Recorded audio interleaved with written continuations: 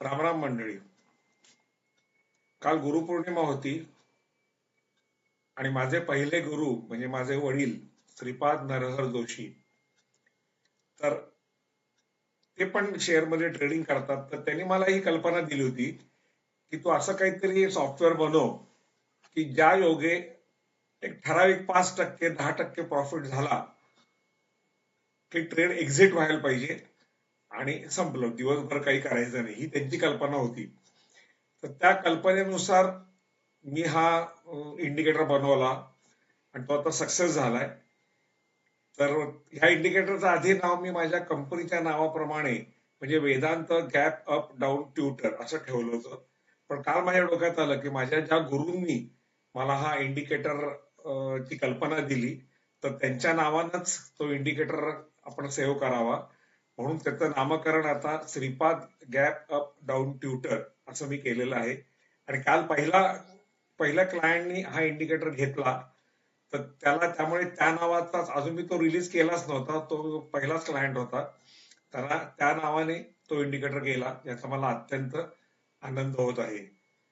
आता ह्याच्या डाव्या विंडोमध्ये आजच्या झालेल्या मार्केटमध्ये डाव्या विंडोमध्ये आपण कॉल लावलाय 2400चा आणि उजव्या विंडोमध्ये पुट लावलाय 2400चाच.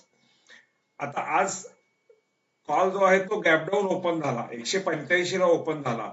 त्याचा कालचा क्लोज होता साधारण 210. त्यामुळे त्याच्यात काही बाय सिग्नल आला नाही. आमच्या नियमानुसार ज्याला गॅपअप ओपन होतो त्याच्यातच हा इंडिकेटर फक्त काम करतो, त्यामुळे त्याच्यात काही बाय सिग्नल आला नाही.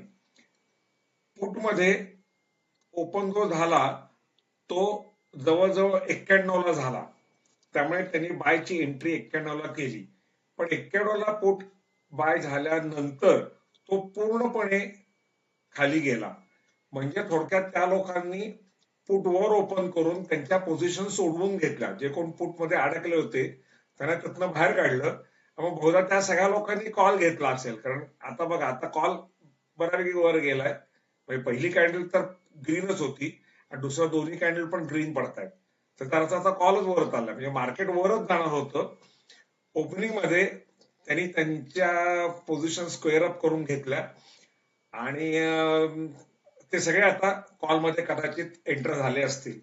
त्यामुळे आपल्या सॉफ्टवेअरमध्ये लॉस झाला, कारण एक्झिट आफ्टर 5 मिनिट ही कंडिशन त्याला दिलेली आहे. तो टार्गेट पर्यंत पोहोचलाच नाही, म्हणून 25 रुपये 50 पैसे एवढा तोटा बुक करून तो बाहेर पडला. आता मी स्टॉप लॉसचं पर्सेंटेज 30 ठेवलं होतं. ते आता आजच्या ह्या अनुभवावरून माझ्या असं लक्षात आलं की ते थोडं कमी करायला पाहिजे, म्हणजे ह्याच्या एक्झिटच्या आधीच स्टॉप लॉस बुक झाला असता आणि शेअर लवकर बाहेर पडलो असतो आपण शेअर मधनं. आता 25.5% म्हटलं तर 25.5 गुणिले 65 म्हणजे 1675 रुपयाचा ह्या ट्रेडमध्ये तोटा झाला. ठीक आहे, काही हरकत नाही. गेल्या 3 ट्रेड मध्ये प्रॉफिट झाला होता, त्याच्यातला काही भाग आपण मार्केटला परत दिला असं म्हणायला हरकत नाही. आणि सुधारण्याला वाव असतोच प्रत्येक गोष्टीत.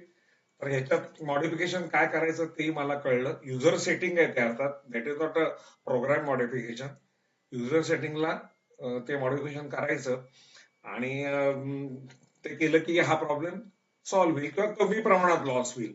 तर अशा प्रकारचा हा इंडिकेटर आहे. तुम्ही सर्वांनी ह्याचा विचार करा. सध्या चातुर्मास चालू आहे.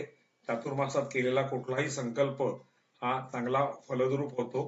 तर ह्या चातुर्मासात संकल्प करा की मी पहिल्या 5 मिनिटात शेअर मार्केटमधनं पैसे मिळवेन, आणि त्या संकल्पाकरता हा Shripad gap up down tutor जरूर खरेदी करा.